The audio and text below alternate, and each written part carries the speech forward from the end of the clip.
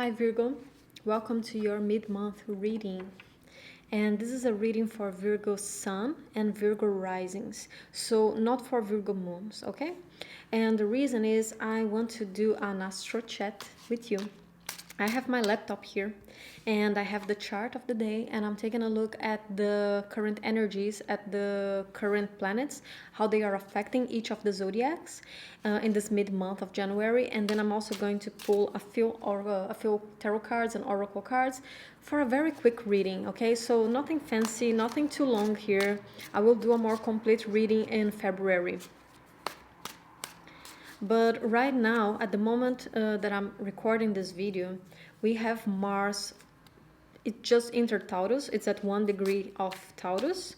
And Mercury just entered Aquarius. It's at 1 degree of Aquarius. And they are perfectly squaring each other. And Mercury is joining with Saturn and Jupiter. So right now, Mars is squaring Jupiter, Saturn, and Mercury in the sign of Aquarius. And a square is a relationship of 90 degrees between two planets. So if you get, for instance, fixed signs, in this case we have them in fixed signs, if the other planet is either in the fixed sign that is before or after, then they have a square relationship. Depends on the degree, etc., but I'm not gonna go too much into that. I think that's a basic information here for you. And the problem with squares is that a square creates a lot of frustration, a lot of stuck energy. There's a lot of stubbornness that is natural from a square, because imagine that there is someone pulling from here and someone pulling from here, and they are making the same force, pulling it in different directions, and it doesn't move, it just stays in there. So it's a tension that is constant. That tension is constantly pulling. You feel it all the time. And in fixed signs is even worse, because fixed signs, they don't want to change. They want things their way. Fixed signs don't compromise. Okay, they don't want to compromise. So it makes the relationship even harder. And I did record a video about the Jupiter-Saturn conjunction. I'm gonna link it up here so you can follow it if you want. I talk better about the conjunction in Aquarius, but just telling you quickly here, Aquarius is a very stubborn sign as well, because it is fixed. Okay, a lot of people forget that Aquarius is a fixed sign, but for them it's about the new.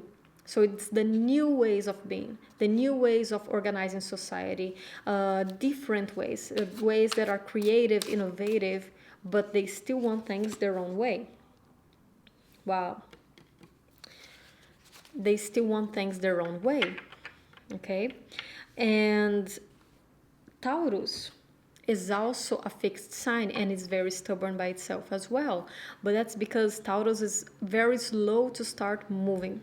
It's the slowest zodiac to move. Taurus wants things to be certain. Taurus wants certainty in everything. So it takes its time to start moving in one direction, but once it starts, it doesn't want to change its course. It wants to keep on going, okay? And Mars is where we put our energy, is how we go after what we want, and what is the style with which we fight for what we want. And wherever the house where we have Mars is where we put most of our energy. So Mars in Taurus here is in your 9th house. And that's a bit of an odd relationship, if you ask me, because the 9th house is a house of Sagittarius, which is a mutable sign, a fire sign. So it's completely different from Taurus, right? Sorry, I had to pause the video. But so as I was saying, fire and air energies, they are the most different elements from Earth. Earth is connected to the ground, is stuck, while air and fire, they are more creative, they are more innovative, they want to flow, they want things to just flow. Okay, so the 9th house is a house of Sagittarius, is a house of expansion, of creativity, of higher knowledge, of the higher mind. It wants to change, it wants to do things differently, it wants that spark. You know, that divine spark happens in the 9th house, because it's also the house of faith, of religious beliefs. But Taurus wants things to be certain, to be tested, and to continue its own way. So with Mars and Taurus coming into your ninth house, I think that there's a lot of energy right now being put in wanting to expand. With Mars in Taurus there, you want to expand. Also because Mars has been in Aries for quite a while now, because it went retrograde, so it spent more than usual in Aries, and that was happening in your 8th house, which is the house of personal transformation. So after going through a lot of transformation, death in the reverse, after going through a lot of transformation, you want to start expanding your new ways of being, your new ways of thinking already in the 9th house. But Mars in Taurus wants to do it very slowly, sometimes too slowly. And at the same time, we have Jupiter and Saturn in Aquarius in your 6th house, which is the house of our day-to-day, of our routine, of work, but not work as in career, it's the day-to-day work, you know, the mundane tasks. The tasks around the house, is our exercises, is our exercise routine, is waking up in the morning, making a coffee, washing the clothes, you know, cleaning the house. It's these things. They are the mundane, the day-to-day. So with Saturn and Jupiter in there, we are being asked to transform, to connect with a different way of being in our day-to-day. That's what Saturn and Jupiter are doing in there. But your mind, your energy is in the 9th house, right? You don't want the mundane. You don't want the boring stuff that happens in the 6th house, right? You want the excitement of the 9th house. But then you have Mars in Taurus there, and that's very slow. So it's even harder to achieve that, because Taurus is very uncomfortable in the 9th house. They are inconjunct signs. We say that two signs are inconjunct when they are not the opposite, but they are one to the left or one to the right of the opposite sign. So for instance, the opposite sign of Sagittarius is Gemini, and then you have Taurus in one side and Cancer in the other side. So these two signs, they are inconjunct with Sagittarius, which means that they have this very odd relationship. They feel very uncomfortable with each other. It's uncomfortable, but you don't really know where it comes from. So there is this frustration there. You need to transform your day-to-day. You need to live your daily life in a different way. Oops, I'm not going to get the other ones. I'm only taking 2. Yeah, so again, here. So you want to transform that. You need to transform that. You're being asked to transform that. But your mind, your energy is in the excitement of the 9th house. You want to expand. But that's happening just too slow right now. And then when we get your tarot cards, we understand better. And we got the Anan card. And this is a card that only exists in this deck, okay? This is a special card from this deck. This is not a regular tarot card. This deck is the True Black. And it has this extra card. And the Anan, for me, is the incubation time. The Anan comes right after the World card. So between the World and the Fool. So it reminds me of that card from the, I think in this deck there's a card called Between Worlds, or In Between. Actually both these and these decks, they have similar cards with a flamingo called In Between Worlds. And that's exactly the feeling that I'm getting here from the Anan. It's the incubation time. You just went through a lot of transformation. You just finished the Fool's journey, but you're not yet at the new Fool's journey. You are in the space that is in between. And it can be very frustrating to stay in there, because it's like, my work here is done. I finished that project. I finished what I was doing. I finished whatever plans I had. I'm ready to start the new things, to expand my mind, right, in the 9th house. But this card is asking you to sit still for a little bit. And we had this for so many zodiacs. I think that as a collective, we are all going through this incubation time of having to wait. because and feeling very stubborn and stuck about it. And this stubbornness is not something just from Virgo, it's from all of us. Okay, since this square is happening in fixed signs. Just a second, let me get some water.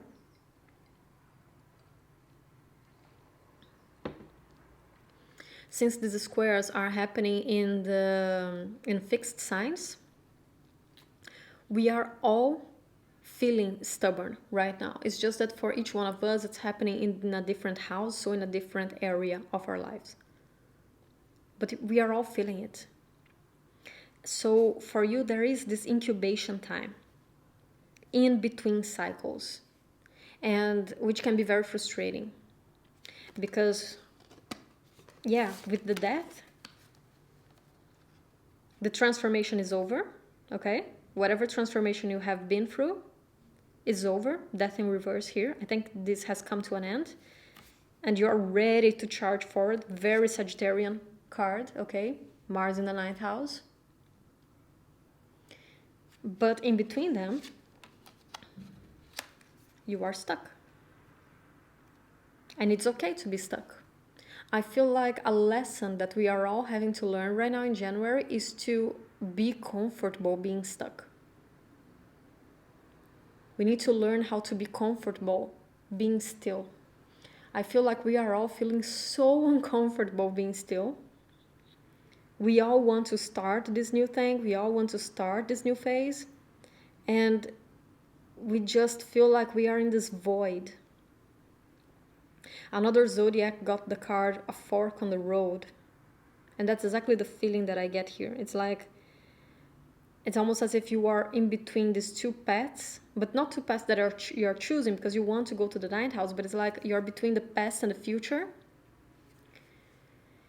And you want to move, you know where you want to go, but you are just being denied of it right now. You just can't. And you need to learn how to sit still and wait for the time to come in which you can move. And that can be very frustrating. So January 2021 is a month of patience, of being patient, of allowing new cycles to begin. Let's get some oracle cards just to finish off for you. Yeah, it's been really hard for all of us to be patient right now. We all have big plans.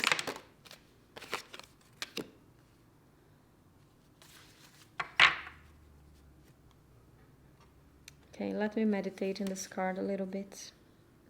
We got message in a bottle.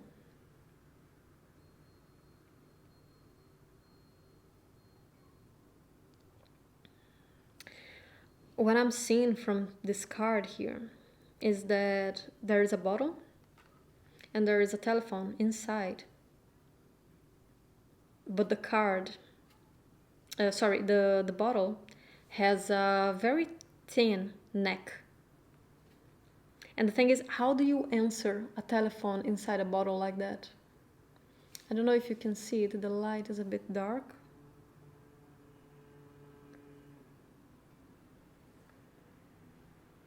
But there is a telephone inside the bottle, and the thing is, it's like you hear the telephone ringing inside the bottle, but you can't reach it because your hands are just too big to pass here.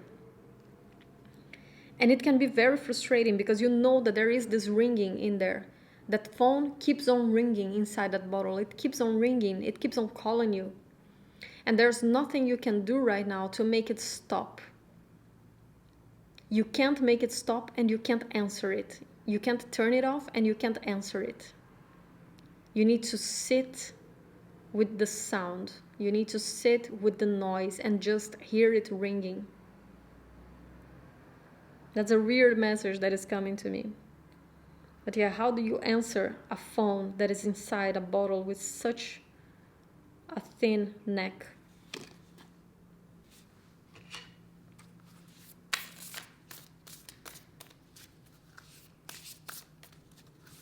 How do you deal with frustration of feeling powerless?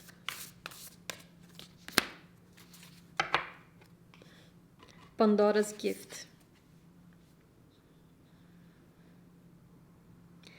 And the Pandora box, you probably know the myth of Pandora box. I'm not gonna tell the whole myth because I want to do it short, but she has the box she's sent to Earth with a gift for humanity, given by Zeus. And when she opens the box, all the calamities, all the diseases, they come out of the box. But right in the bottom of the box, there is hope. Hidden right underneath everything, all the diseases, all the things, there is hope. And I think that this is such a ironic message for the moment we are living right now, right? Because it's very hard to connect with that feeling of hope at times. It is at the bottom of the box, but maybe that's the problem. It's at the very bottom of the box. And in order to reach it, we need to go through a lot sometimes.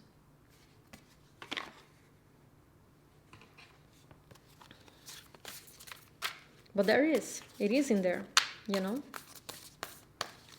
But we need to go through it all first. Again, a lot of messages about patience. Otter spirit, you are never alone. And I like it because I think that this is a very important moment for you to connect with people, to kind of look for solace in other people. If you are feeling too hopeless right now, too stuck, I think that it's important to find solace in the people you love, in the people you connect with, in the people that bring you joy, that understands you. And I talked about it in your January reading, if you didn't watch it. But I talked about your environment, about you feeling disconnected from your environment and needing better people to connect with, needing to find your tribe. And I think that this moment is especially important for you. For all this hopelessness, of all this feeling of feeling stuck, it's very important to connect with the people who truly connect back with you, Virgo. So that's all I have for you today, Virgo. I hope you enjoyed. I'll see you next time. Take care. Bye-bye.